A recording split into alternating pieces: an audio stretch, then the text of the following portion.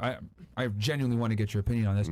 How do we override the Cardi B's, the Sexy Reds, the the ridiculous music, the ridiculous social media addiction that a lot of young people have, the TikTok twerking, the OnlyFans culture that we have, the sex work? I would argue nowadays like young women are more inspired by sex workers than anything else, right? Like if you ask a young attractive girl, who's your role model? And we've done it on the podcast a bunch of times. Who do they say? Kim K. Yeah. It's fucking crazy. Like that's what they aspire to be like and now. It's like it's sickening to listen to. So it's like how are we going to override? Here's how you do it. All the degenerate propaganda has been put out there.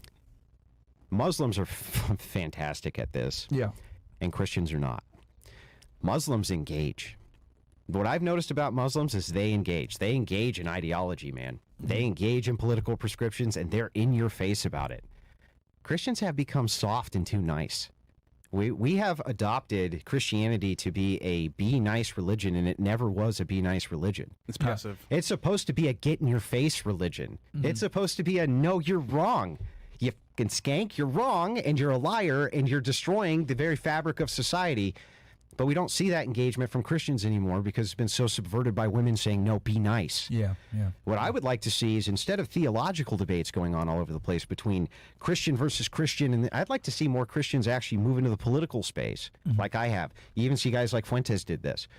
They move into the political space and they fight that way. They push back using Christianity ideologically through politics. And that's become very popular. Suddenly it starts picking up steam. You start hearing about things like Christian nationalism. You start hearing about Christian hierarchies and all these different ideas, not because we're having obscure theological debates, but because we're getting in your face politically. We're saying, no, Christians aren't passive. No, Christians aren't sissies. No, Christians aren't supposed to just sit there while secularists rule us.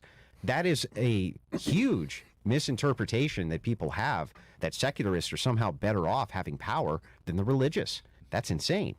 Secularists are not good at wielding power. They have no moral grounding from which to wield it.